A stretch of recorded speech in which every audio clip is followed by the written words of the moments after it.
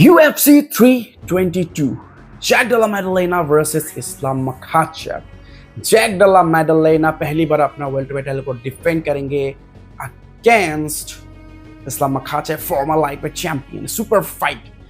लेकिन इस फाइट को लेकर काफी सारे अब मिक्स नैरेटिव आ रहे हैं, मिक्स ओपिनियन निकल कर आ रहे हैं, काफी मिक्स प्रेडिक्शन निकल के आ रहा है। किसी का कहना है कि जेडीएम बहुत ह्यूज होने वाला है for Islam Makhachev and Islam Makhachev ये फाइट हारने वाला है। लेकिन काफी लोगों को ये भी लगता है कि बहुत ज्यादा सरप्राइज हो जाएगा जैक डेला मैडलेना जब उसको इस्लाम मखाचेव का पावर का अंदाजा होगा। देखो ये मिक्स रिएक्शंस, ये नैरेटिव, ये ओपिनियंस ये तो चलते रहते हैं। सबसे पहले तो हम यहाँ पर बात करते हैं कि भाई क्या इतना टफ होने वाला है इस्लाम मखाचेव के लिए? क्या जेडीएम बहुत इजीली बीट कर देगा इस्लाम मखाचेव को?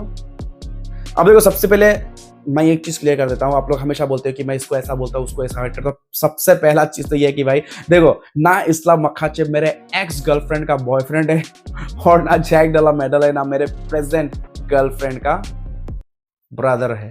तो समझ रहे हो ना, मैं किसी के पास इधर हेट लव ये सब नहीं भाई, जो है वो है। तो यहाँ पे काफी सारे देख रहा हूँ काफी टाइम से कि भाई ऐसा है वैसा है, बहुत इजी होने वाला है जैक डेला मैडलेना का, इस्लाम मखाचेव का कोई चांस नहीं है, ना हाइट में ना वेट में, भाई काफी ज्यादा ह्यूज हो।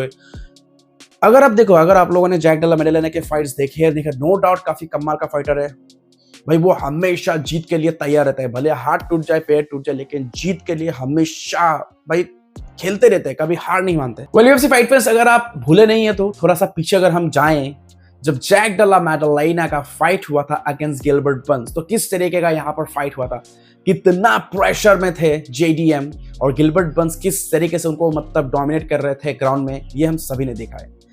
देखो टेक डाउन डिफेंस होना नहीं होना बात अलग है। आप टेक डाउन डिफेंस आपका कड़क है, आप एक बार डिफेंड करोगे, 2 बार डिफेंड करोगे, 3 बार डिफेंड करोगे, लेकिन इस्लाम मखाचेव जैसे फाइटर्स के अगर में आप कितने बार डिफेंड करोगे, आपको एक ना एक बार तो वो ग्राउंड में लेके जाएगा ही जाएगा।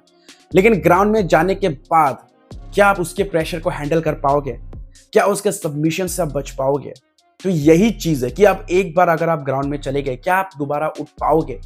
एक बार उठोगे, 2 बार उठोगे, लेकिन अगर आपको बार बार गिराते रहेगा तो क्या आप तब भी वैसा ही आपका जोश रहेगा? देखो मैं ये नहीं कहता हूं कि टेक डाउन डिफेंस कमाल का नहीं है। अगर आपको याद है तो मिराब ड्वलिशवली के कितने सारे टेक डाउन को डिफेंड किया था पीटर यान ने, अगर आपको याद होगा तो वही चीज है।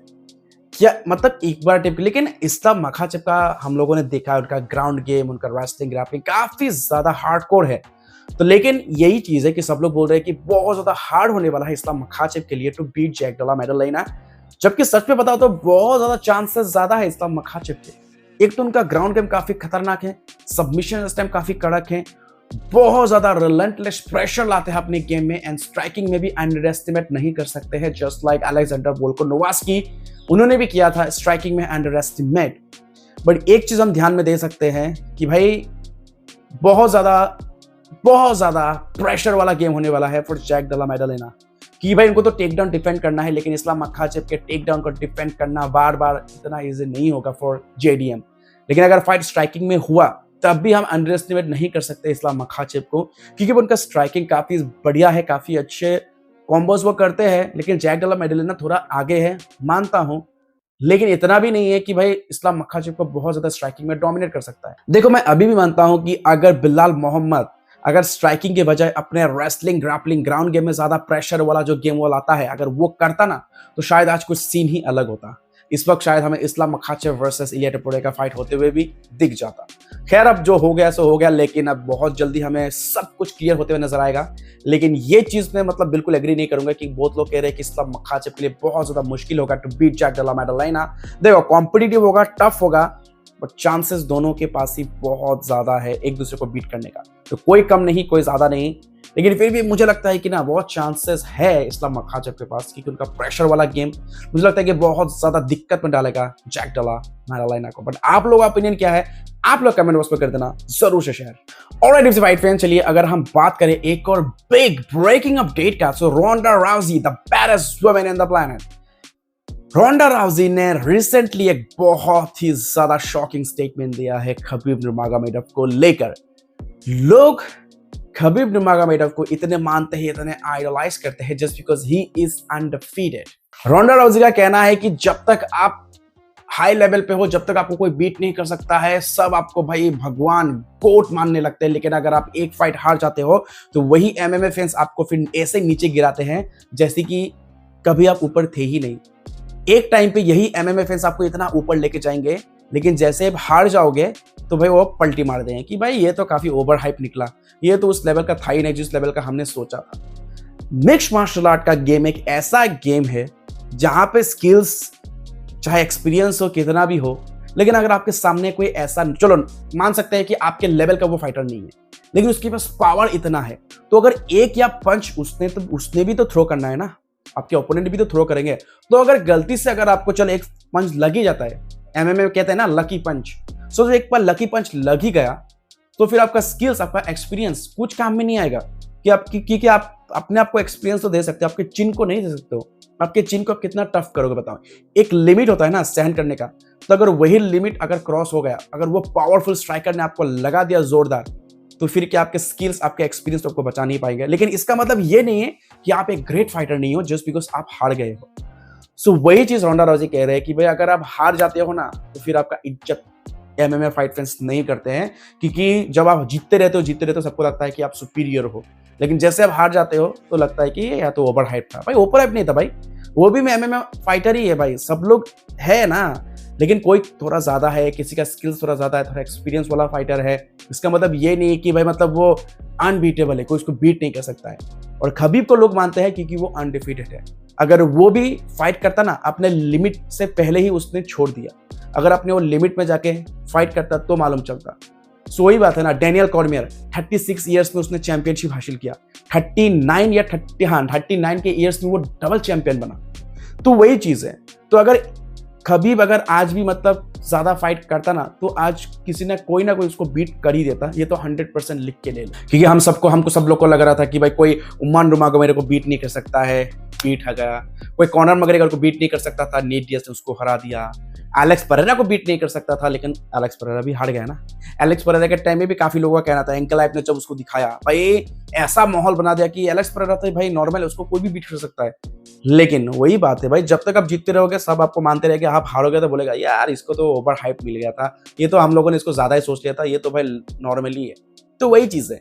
तो एमएमए फाइट फैंस और एमएमए की दुनिया में ये सब चलता रहता है। तो आप इस चीज से कितना एग्री करते हो आप कमेंट बॉक्स में कर देना जरूर से शेयर। क्या हबीब को just because he is undefeated इसलिए ज्यादा उनको मतलब रिस्पेक्ट मिलता है, ज्यादा उनको लोग मानते हैं? क्या लगता है आपको? अगर वो आज हार जाते, एक फाइट अगर उनको हार का सामना करना पड़ता, तो क्या आज लोग उनको इतना ज्यादा तवज्जो देते हैं जो आज उनको मिल रहा है? आप कमेंट बॉक्स में कर देना जरूर से शेयर। ऑलराइट फाइट फैंस, चलिए बढ़ते आगे बात करें अगर नेक्स्ट एक और ब्रेकिंग अपडेट के बारे में, मतलब ब्रेकिंग नहीं शॉकिंग अपडेट के बारे में। सो कमारू उस्मान, हेनरी सुहुडो, ये दोनों भाई पॉडकास्ट तो खेलते रहते हैं पाउंड फॉर पाउंड। तो पॉडकास्ट के दौरान बातचीत शुरू हुआ एलेक्स परेरा, खबीब नूरमागोमेडोव। तो इन दोनों का मानना है, हेनरी का और कमारू का, कि खबीब नूरमागोमेडोव अगर मिडिल वेट में होता तो एलेक्स परेरा को इजीली बीट कर देता।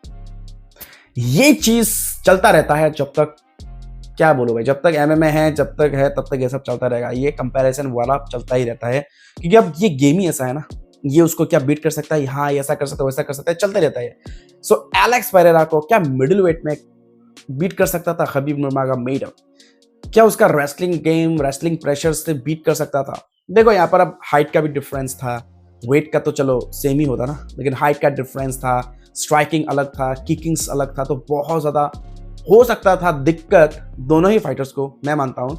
लेकिन ये जो बोलते हैं कि हाँ खबीब नूरमागोमेडोव तो इजीली बीट कर देता एलेक्स परेरा को, वेल भाई इस चीज के ऊपर में अब मैं क्या ही बोलूं। वेल गाइस, ये चीज मैं आप लोगों के ऊपर छोड़ता हूं, थोड़ा आप लोग भी भाई अपना थोड़ा सा दो ओपिनियन दो, अपना भी स्टेटमेंट दो भाई। कमेंट बॉक्स खुला हुआ है भाई, आप लोगों को क्या लगता है खबीब नूरमागोमेडोव एलेक्स परेरा का मिडिल वेट में अगर फाइट होता तो क्या एलेक्स परेरा को बीट कर देता खबीब नूरमागोमेडोव?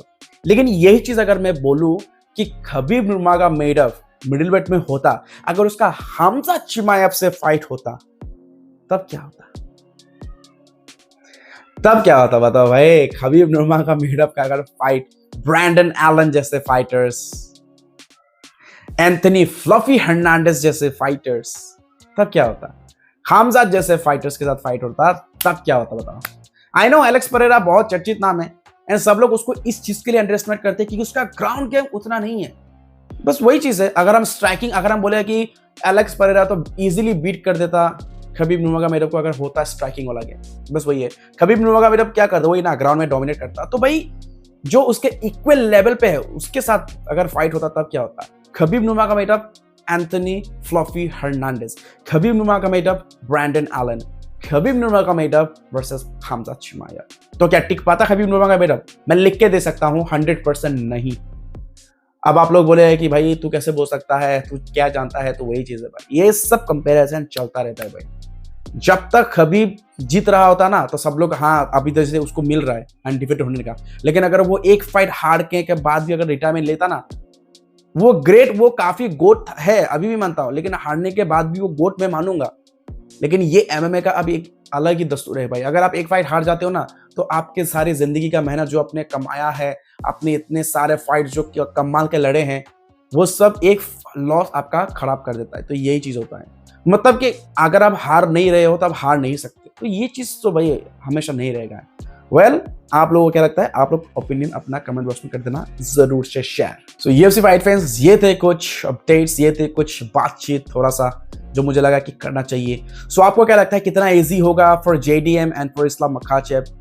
यूएफसी 322 में किसका पलड़ा ज्यादा भारी होगा? आप कमेंट बॉक्स में कर देना जरूर से शेयर। एंड अगर ये मिडिल वेट में फाइट करता खबीब नूरमगोमेडव अगेंस्ट आज के जो फाइटर्स है खामजाद, एंथनी, ब्रैंडन एलन जैसे फाइटर्स, क्या लगता है आपको, क्या जीत पाता?